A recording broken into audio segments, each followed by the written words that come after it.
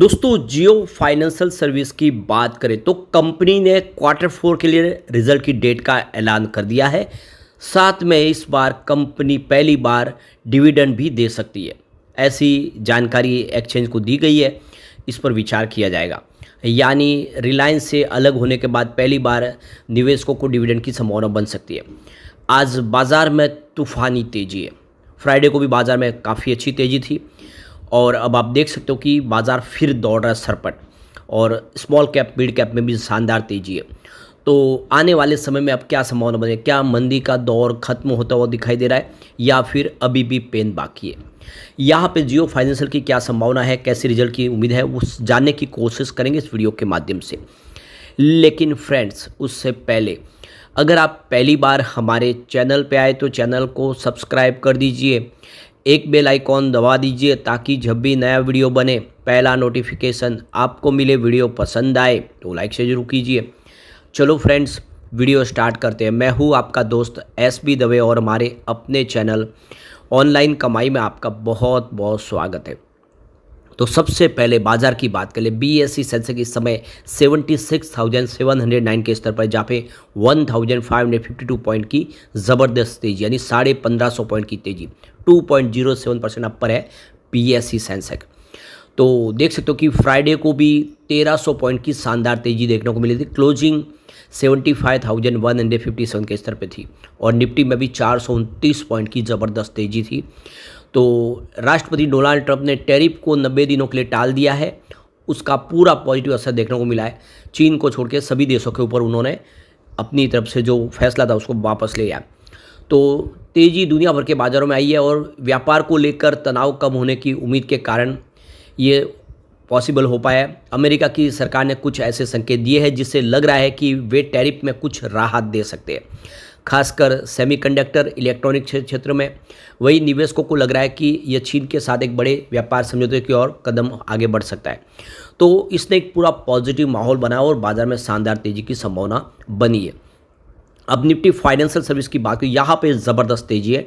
25,230 के स्तर पे 674 पॉइंट की बम्पर तेजी है, यानी 2.75% अपर है निफ्टी फाइनेंशियल सर्विस।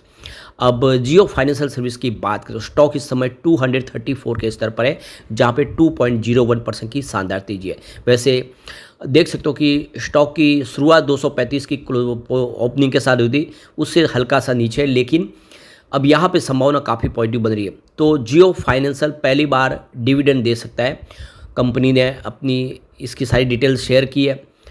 तो कॉरपोरेट अर्निंग का सीजन शुरू हो चुका है। कई BSE और NSE जो लिस्टेड कंपनियां उन्होंने क्वार्टर फोर के परिणाम की घोषणा का कार्यक्रम तय कर दिया है। इस सीजन में रिलायंस ग्रुप की कंपनी जियो फाइनेंशियल ने फाइनेंशियल 2025 की चौथी तिमाही के लिए अपनी फाइनेंशियल रिजल्ट की तारीख घोषित कर दी है।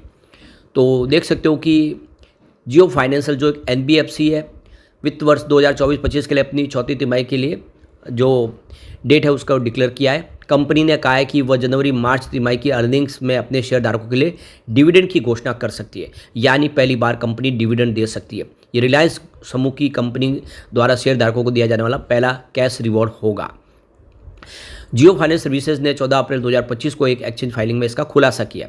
जियो फाइनेंस सर्विस ने शेयर बाजार को सूचित किया कि कंपनी के निदेशक मंडल की बैठक 17 अप्रैल 2025 को निर्धारित है, जिसमें अन्य बातों के साथ साथ 31 मार्च 2025 को समाप्तिमई और वर्ष के लिए कंपनी के स्टैंडअलोन कंसोलिडेटेड फाइनेंशियल परिणामों पर विचार और अनुमोदन किया जाएगा।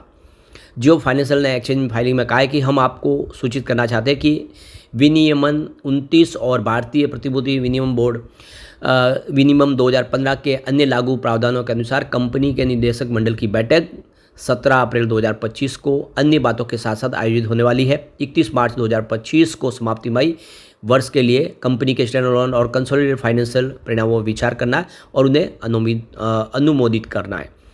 कंपनी ने वित्त वर्ष 2025 की तीसरी तिमाही में जो आय है वो शाम को 7:30 बजे घोषित की थी। इसलिए उम्मीद है कि अरबपति मुकेश अंबानी की अगुवाई वाली कंपनी सप्ताह गुरुवार को लगभग इसी समय जनवरी-मार्च के परिणाम घोषित कर सकते हैं, यानी 7:30 के आसपास ही इसका रिजल्ट आ सकता है। तो देख सकते हो कि यहाँ पे एक्सचेंज फाइलिंग में जियो फाइनेंस ने यह भी बताया कि 17 अप्रैल 2025 को होने वाली बैठक में कंपनी के निदेशक मंडल 31 मार्च 2025 को समाप्त वित्त वर्ष के लिए कंपनी के इक्विटी शेयरों पर लाभांश की सिफारिश कर सकता है। यानी कंपनी डिविडेंड का सिफारिश कर सकती है, डिविडेंड दे सकती है। ये बहुत बड़ी गुड न्यूज़ है। तो पहली बार डिविडेंड मिल सकता है, इसकी जानकारी एक्सचेंज को दी गई है।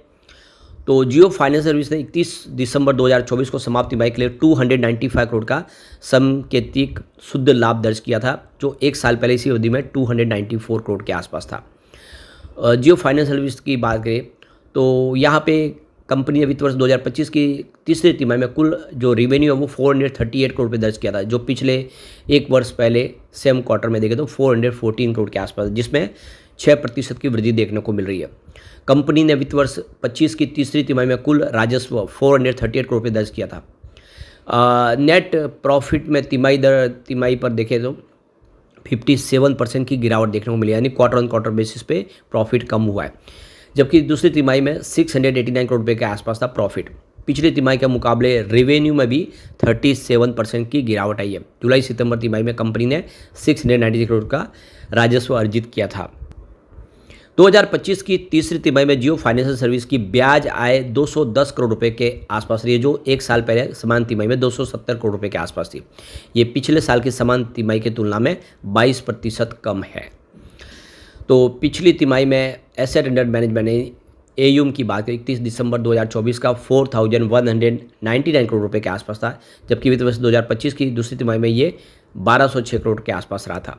तो इस हिसाब से कह सकते हैं कि इस बार उम्मीद है कि कुछ बेहतर होगा।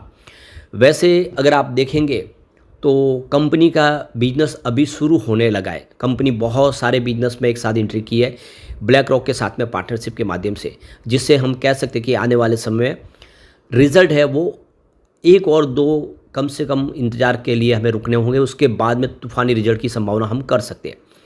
यहाँ पे कंपनी ने एक्सचेंज फाइलिंग में एक और बड़ी जानकारी दी है। तो कंपनी अपने इन्वेस्टर इंस्टीट्यूशन के साथ में एक प्रेजेंटेशन रखेगी अपने रिजल्ट को लेकर। तो देख सकते हो कि 17 अप्रैल 2025 को ही, यानी जिस दिन रिजल्ट कंपनी डिक्लेयर करेगी उसी दिन अगर आप देखें तो शाम को 7:30 बजे बोर्ड मीटिंग खत्म होने के बाद अपने इन्वेस्टर के साथ में यहाँ पे अपने रिजल्ट को डिस्कस करेंगे। यानी आप देखोगे कंपनी ने 7:30 का टाइम दे दिया है, तो इसके पहले रिजल्ट हमारे सामने लगभग आ जाएगा। अब आप अगर इसके शेयर होल्डर हैं और आप चाहते हैं कि रिजल्ट का सारा परिणाम आप देखें, तो आपको जियो इवेंट लिंक पे जाके क्लिक करना होगा और आप लॉग इन करके आप पूरा का पूरा अच्छे से रिजल्ट को समझ सकते हैं। तो रजिस्टर करना होगा यहाँ पे इवेंट के लिए, और फाइलिंग के माध्यम से आप उसमें क्लिक करके देख सकते हैं। और तीसरा जो स्टेप होगा उसमें जियो इवेंट के लिए आपको जो डेट टाइम दिया उस डेट टाइम को सिलेक्ट करना है। तो इस तरह से आप यहाँ पे इसमें हिस्सा ले सकते हैं। तो देख सकते हो कि ऑलरेडी एक्सचेंज पे इसकी जानकारी शेयर की गई है, लिंक दी गई है। आप उस लिंक को शेयर करके आप इस रिजल्ट का हिस्सा बन सकते हैं और सारी जानकारी ले सकते हैं अगर आप शेयर होल्डर है तो बहुत अच्छी गुड न्यूज़ है। इस बार कंपनी डिविडेंड देगी। तो अब आप समझ ही सकते हो कि जियो फाइनेंशियल में आने वाला जो समय है वो काफ़ी उम्मीदों भरा दिखाई दे रहा है और बाज़ार में तूफानी तेज़ी है, इसका फ़ायदा आने वाले समय देखने को मिल सकता है।